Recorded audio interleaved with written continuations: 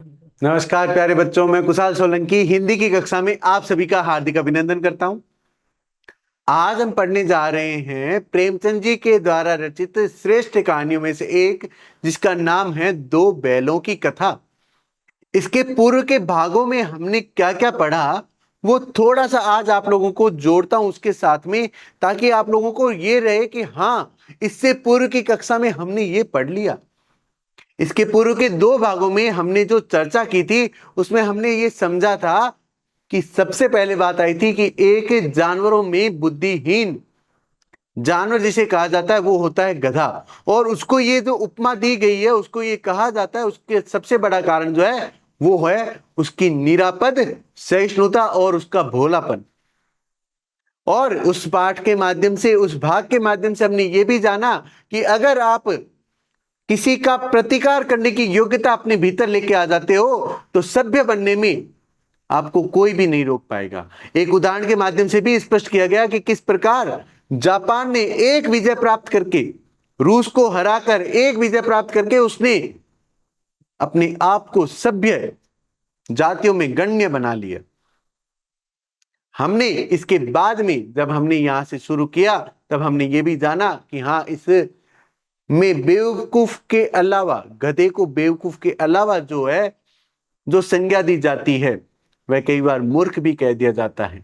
और उसी से गधे से मिलता जुलता एक प्राणी जिसका संदर्भ भी कई बार बेवकूफ या मूर्ख के रूप में किया जाता है, वो होता है गधे से छोटा भाई, जिसको हम कह सकते हैं बैल के संदर्भ में।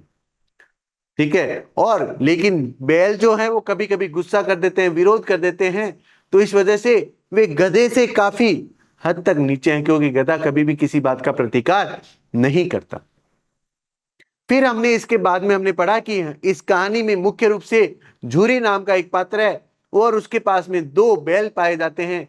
दो बैल हैं उसके पास में, उनके नाम हैं हीरा और मोती। हीरा और मोती जो लगातार झूरी के साथ रहने के कारण, झूरी के पास रहने के कारण, दोनों साथ रहने के कारण इतने अच्छे और गहरे दोस्त बन जाते हैं कि एक दूसरे से मन की भावनाओं को समझने लग जाते हैं। वे विचार विनिमय करते हैं और उनमें ऐसी गुप्त शक्ति होती है कि किसी की बातों को बिना कहे ही समझ जाते हैं। जब खाना खाते हैं तो एक साथ खाना खाते हैं। जब वजन उठाते हैं तो कोशिश ये करते हैं कि हाँ भाई, ज्यादा ज्यादा वजन मेरे कंधे पर आए, मेरे मित्र के नहीं। और फिर उसके बाद में हमने ये भी जाना कि जब वे अपने मालिक के प्रति निष्ठा और प्रेम दिखाते हैं, उससे प्रेम भरी शिकायत करते हैं कि आखिर आपने हमें क्यों बेच दिया, इस जालिम के हाथे हमें क्यों भेज दिया। क्यों? क्योंकि उन्हें अपना बेचा जाना बिल्कुल भी अच्छा नहीं लग रहा था। वे बिल्कुल भी इस बात को गवारा नहीं कर पा रहे थे, मंजूर नहीं कर पा रहे थे कि आखिर उनके कार्य में ऐसी कौन सी कमी रहेगी जिसकी वजह से उनके मालिक ने उन्हें बेच दिया। उनके मन में ये सारे प्रश्न आ रहे थे। नए स्थान पर पहुंचते हैं, लेकिन वहां पर वे किसी भी प्रकार से वहां पर जो भी खाने के लिए दिया जाता है, उस पर अपना मुंह भी नहीं लगाते हैं। और उसके बाद अब क्या होने वाला है इस कहानी में, देखते हैं। अब क्या हुआ इस कहानी में, अब देखिए। रात को सोता पड़ चुका था, दोनों ने अपनी मूक भाषा में सलाह की, एक दूसरे को कनखियों से देखा और लेट गए। जब गांव में सोता पड़ गया तो दोनों ने जोर मारकर पगहे तुड़ा डाले और घर की तरफ चले। आराम से आए, बैठ गए, खाया पिया कुछ नहीं। दोनों ने एक दूसरे से सलाह की कि आखिर क्या करना चाहिए, क्या करना चाहिए। अब यहां तक तो हम आ गए, हमें हमारे मालिक ने बेच दिया, हमें करना क्या चाहिए। एक दूसरे को कनखियों से देखा, तिरछी निगाहों से देखा, कनखियों मतलब तिरछी निगाह से देखा, और आराम से लेट गए। ऐसे लेट गए जैसे कोई भी युक्ति भी कुछ नहीं कर रहे हैं, बस वो आ गए हैं, ठीक है, आराम से हैं। सबको ये विश्वास हो गया, रात को सोता पड़ गया। रात को सन्नाटा हो गया, चारों तरफ जो है वो एकदम घोर सन्नाटा छा गया। उस समय क्या हुआ, उस समय दोनों ने जोर मारकर पगहे तुड़ा डाले। जोर मारकर एक ही झटके में इन्होंने क्या किया, पगहे तुड़ा डाले। और पगहे तुड़ा डाले और फिर वहां से अपने घर की ओर भाग चले। जो गले में रस्सियां बांधी हुई थी, उन रस्सियों को जो खूंटों से बांधा जाता है, वो पगहे तोड़ा लिए थे, एक ही झटके में तोड़ दिया उसे। और तोड़ने के बाद जो है सीधे अपने घर की तरफ चल पड़े। पगे बहुत मजबूत थे, अनुमान ना हो सकता था कि कोई बैल उन्हें तोड़ सकेगा, पर इन दोनों ने इस समय दूनी शक्ति आ गई थी, एक एक झटके में रस्सियां टूट गई। पगे जो थे वो बहुत मजबूत थे, कोई ये विश्वास नहीं कर सकता था कि एक झटके में ये दोनों तोड़ लेंगे, लेकिन नहीं, उन दोनों ने एक ही झटके में उन पगों को तोड़ डाला और तोड़ने के बाद सीधे अपने घर की ओर चल पड़े। ये किसी को विश्वास नहीं हो सकता था। अगर कोई सामान्य बैल होता तो वो नहीं तोड़ा पाता, लेकिन इन दोनों में एक दूनी शक्ति आ गई थी कि नहीं, हमें तो प्रतिकार करना ही करना है, हमें तो विरोध करना ही करना है। उन्हें मंजूर ही नहीं था उस स्थान पर रुकना, और उन्होंने विरोध किया, पगे ही तुड़ा डाले और सीधे अपने घर की ओर चल पड़े। अब क्या हुआ देखिए। सुबह पहुंचे अपने घर पर।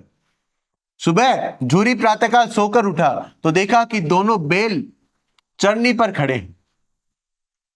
सुबह झूरी जब सोकर उठा और देखा कि जहां पर दोनों बैल जो हैं, जिनको चारा डालने वाले स्थान है चरनी, उस स्थान पर दोनों बैल खड़े हैं। और दोनों को देखा तो देखते ही दोनों की गर्दनों में आधा आधा गराव लटक रहा था। फूंदेदार रस्सी जो बैल के गले में पहनाई जाती है उसको गराव कहते हैं, तो गले तक लटक रही थी वो।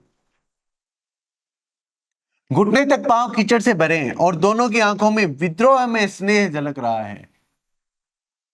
झूरी बैलों को देखकर स्नेह से गदगद हो गया, दौड़कर उन्हें गले लगा लिया। प्रेम आलिंगन और चुंबन का वह दृश्य बड़ा ही मनोहर था। अब यहां पर देखिए क्या कह रहे हैं। जैसे ही झूरी ने उन्हें देखा तो दोनों बैलों की आंखों में अपने मालिक के प्रति विद्रोह में स्नेह झलक रहा था। विद्रोह भी था लेकिन प्रेम भी था। अरे तुमने हमें उनके पास में क्यों भेज दिया, ये गुस्सा था लेकिन प्रेम के साथ। विद्रोह भी था, विद्रोह में प्रेम झलक रहा था, स्नेह झलक रहा था। और झूरी ने जब दोनों को देखा तो दौड़कर गले लगा लिया। आलिंगन करना, गले लगाना, प्रेम आलिंगन, प्रेम के साथ में उन दोनों को आपस में गले लगा लिया। उन दोनों को गले लगा लिया, उनके सिर को चूमने लग गया। खुश हो गया, गदगद होना, खुश हो गया, बहुत खुश हो गया। दौड़कर उन्हें गला लगा लिया। प्रेम आलिंगन और चुंबन का वह दृश्य बड़ा ही मनोहर था। जो प्रेम से गले लगाने का दृश्य था और जो झूरी दोनों बैलों को चूम रहा था, दोनों बैल उसके हाथ को चाट रहे थे, ये एक बहुत सुंदर दृश्य यहां पर बन गया था।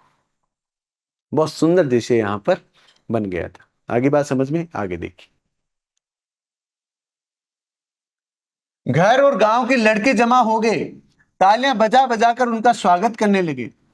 गांव के इतिहास में यह घटना अभूतपूर्व न होने पर भी महत्वपूर्ण थी। बाल सभा ने निश्चय किया दोनों पशु वीरों का अभिनंदन पत्र देना चाहिए। कोई अपने घर से रोटियां लाया, कोई गुड़, कोई चोकर, कोई भूसी। एक बालक ने कहा ऐसे बैल किसी के पास न होंगे। दूसरे ने समर्थन किया, इतनी दूर से दोनों अकेले चले आए। गांव का दृश्य है, और गांव के दृश्य में तो देखो सीधी सी बात है, घर बहुत आसपास होते हैं, और ऐसा कोई भी दृश्य बनता है तो सारे लोग इकट्ठे हो जाते हैं। तो गांव के जो बच्चे जो थे वो सारे इकट्ठे हो गए, सारे इकट्ठे हो गए और देखने लगे, इन दोनों का प्रेम व्यवहार देखने लगे अपने मालिक के प्रति।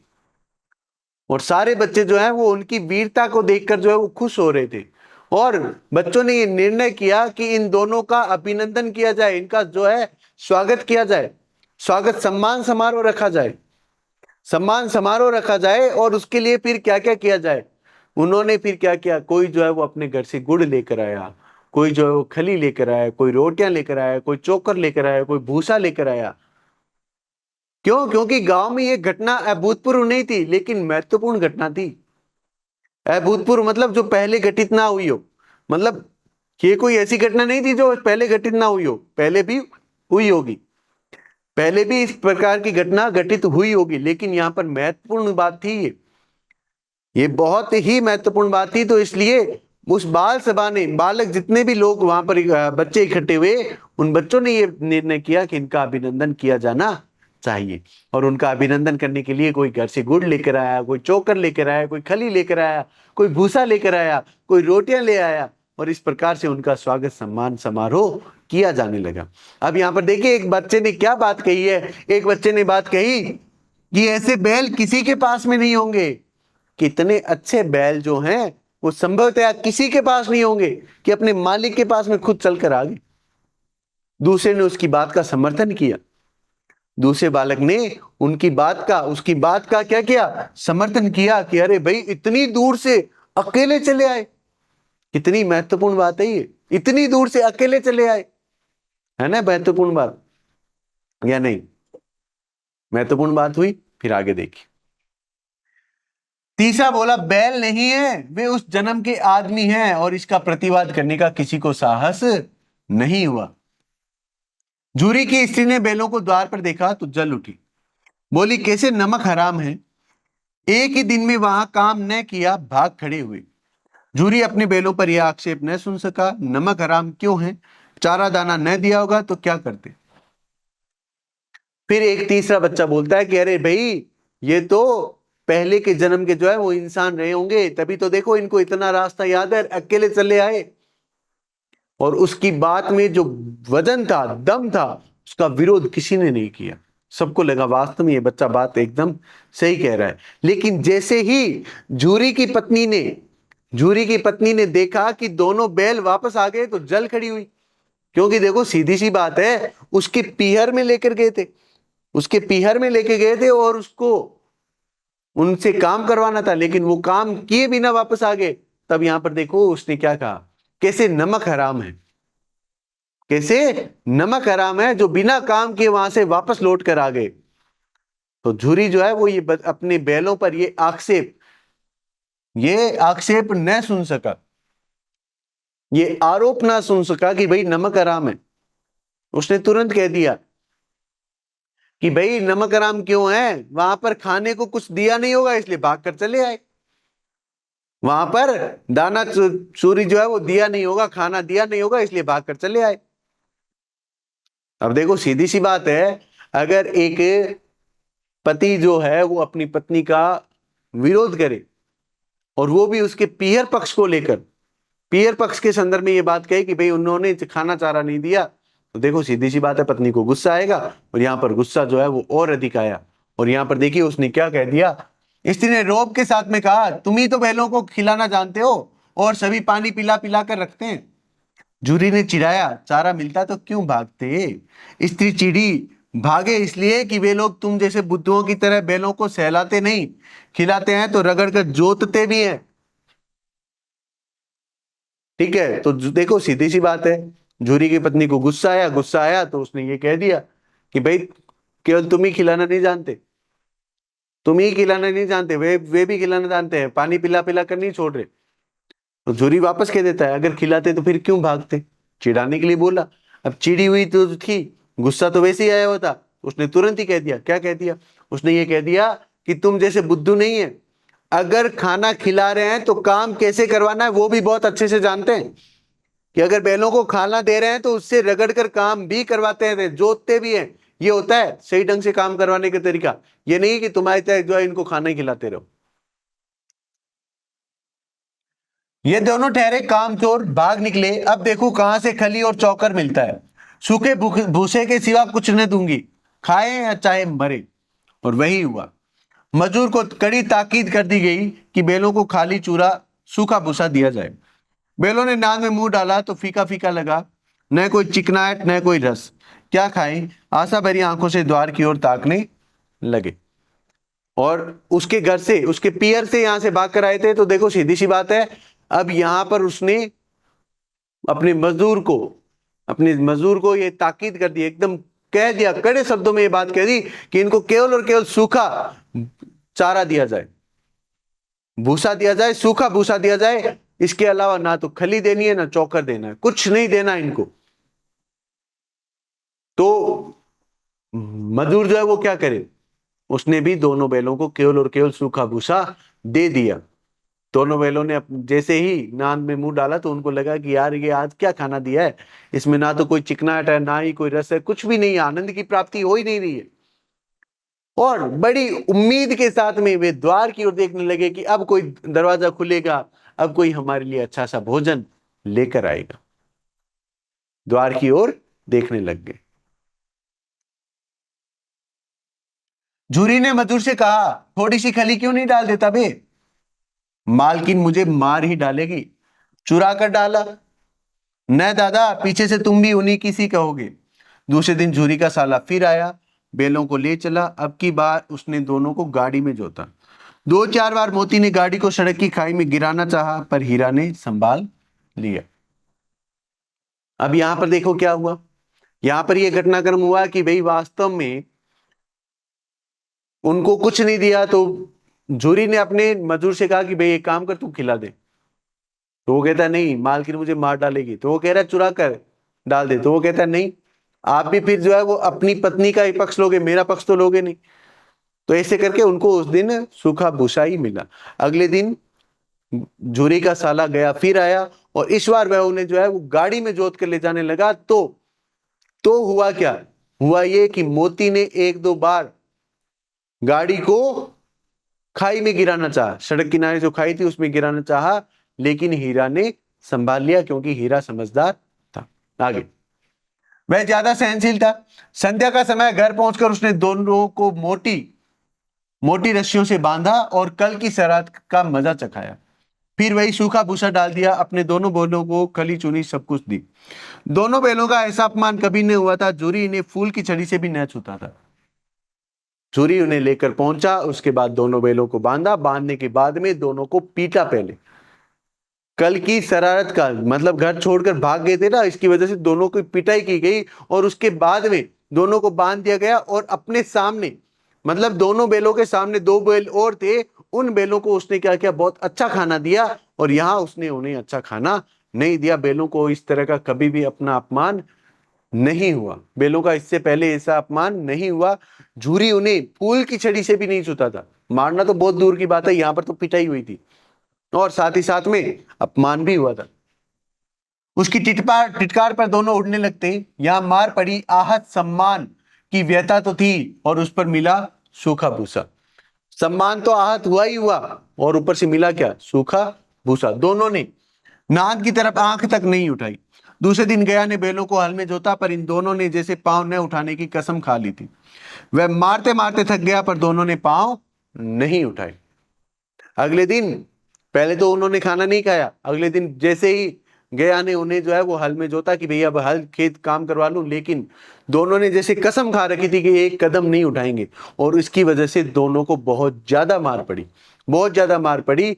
और अब यहां पर देखिए घटनाक्रम में क्या हुआ। एक बार जब उस निर्दयी ने हीरा की नाक पर खूब डंडे जमाए, तो मोती का गुस्सा काबू के बाहर हो गया। हल लेकर भागा। हल, रस्सी, जुआ, जोत सब टूट टाट कर बराबर हो गए। गले में बड़ी बड़ी रस्सियां न होती तो दोनों पकड़ाई में न आते। हीरा ने मूक भाषा में कहा, भागना व्यर्थ है। मोती ने उत्तर दिया, तुम्हारी तो इसने जान ही ले ली थी, अब की बार बड़ी मार पड़ेगी। पढ़ने दो, बैल का जन्म मिला है तो मार से कहां तक बचेंगे। और फिर उस निर्दयी ने, गया जो था वो बहुत निर्दयी था, उसने हीरा की नाक पर खूब सारे डंडे जमाए। इससे मोती को इतना गुस्सा आया, वह सारे हल, जोत, जुआटे जो सब थे, वो सब कुछ जुआ जुआटा सब लेकर भागा। टूट गए, सब टूट गए। और दोनों के गले में अगर रस्सियां नहीं होती तो दोनों पकड़ में नहीं आते। तो हीरा ने कहा, भाई भागना व्यर्थ है। तब मोती कहता है, तो इसने तो तुम्हारी नाक ही तोड़ दी थी। तब हीरा कहता है कि भाई बैल का जन्म मिला है तो मार से कहां तक बचेंगे, मार तो पड़ेगी ही पड़ेगी। आगे बात यहां समझ में? ठीक है, बढ़ता हूं आगे।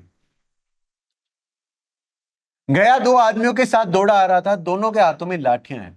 मोती बोला, कहो तो दिखा दूं कुछ मजा, मैं भी लाठी लेकर आ रहा है। हीरा ने समझाया, नहीं भाई, खड़े हो जाओ, मुझे मारेगा तो मैं भी 1-2 को गिरा दूंगा।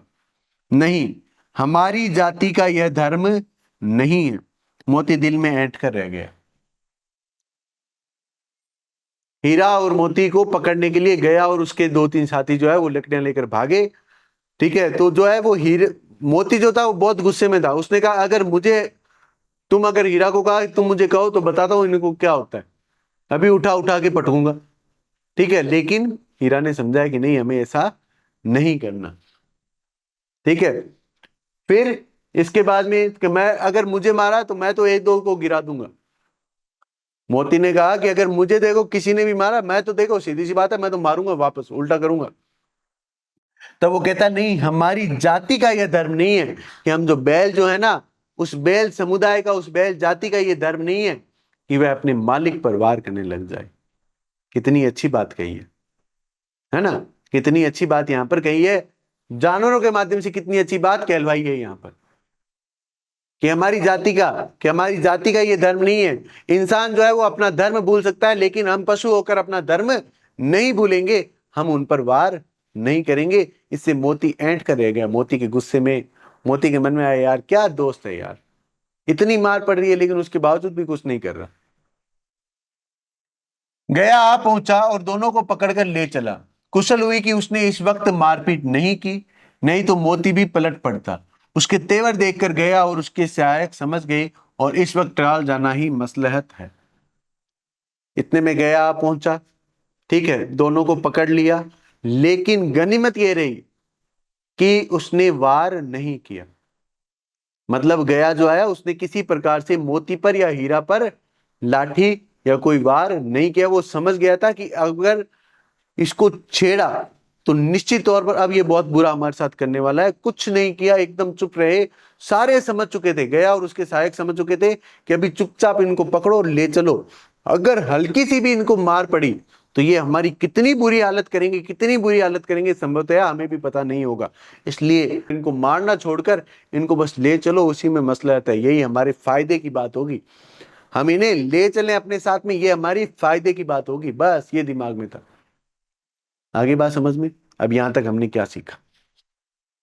पशुओं के साथ निर्दयता नहीं करना। देखो सबसे बड़ी बात यहां पर हमें क्या है ये समझ में, कि जानवर चाहे कुछ भी हो, वो बोल नहीं सकते, लेकिन पीड़ा तो होती है ना? पीड़ा तो होती है। अब पीड़ा होती है तो हमें क्या समझना चाहिए? अगर पीड़ा होती है तो हमें ये समझना चाहिए ना, हमें कभी भी उनके साथ में निर्दयता नहीं करनी चाहिए ना। जिस प्रकार गया ने की, जिस प्रकार बुरे ढंग से उसने उनको मारा। आज अनेक लोग हम जो है वो देखते हैं कि वो अगर घर के आसपास में कोई गाय आ जाती है, कोई कुत्ता आ जाता है, तो उसके साथ में बहुत बुरा व्यवहार करते हैं। आप अगर उन्हें खाना नहीं दे सकते मत दीजिए, लेकिन उन्हें कम से कम पीटिए तो मत। उनके साथ में दया वाला व्यवहार हमें करना चाहिए, निर्दयता तो करनी नहीं चाहिए। क्यों पीटना है? आज अगर हमारी पिटाई हो तो हमें किस प्रकार का दर्द होगा?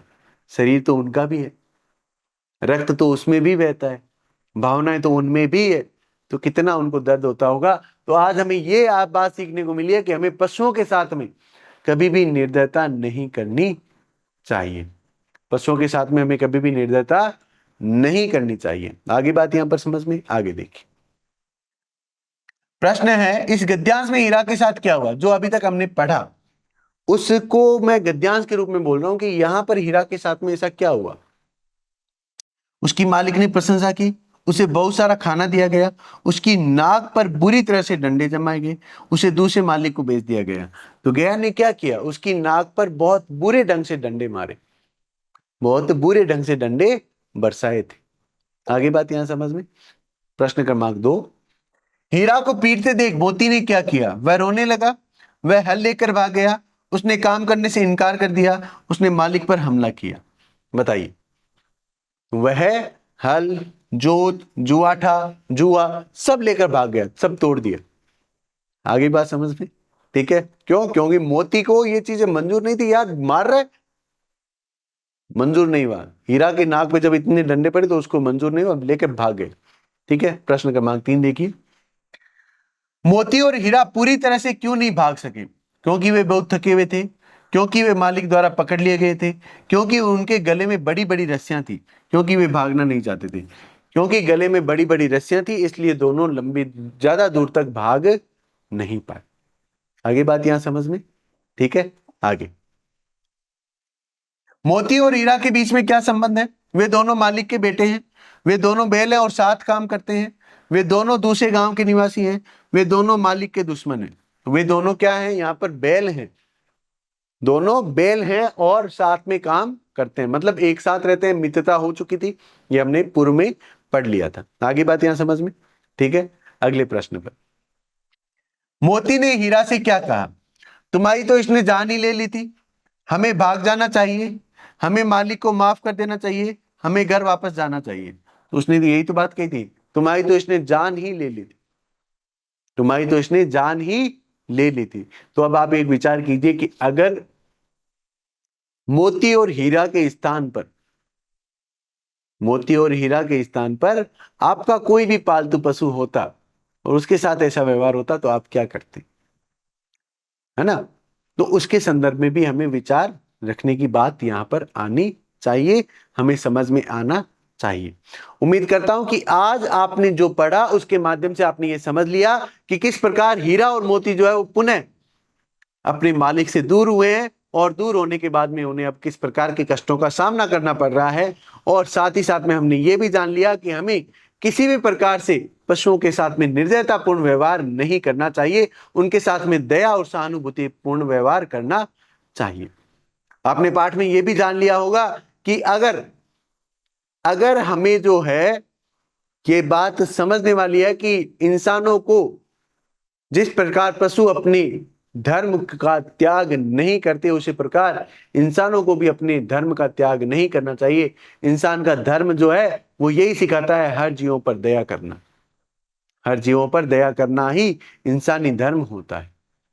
उम्मीद करता हूं ये सारी बातें आप लोगों ने बहुत अच्छे ढंग से समझ ली होगी। अब हम मिलेंगे इस कहानी में आगे और क्या घटनाक्रम हुए उन सबको जानने के लिए। तब तक के लिए धन्यवाद। जय हिंद, जय भारत।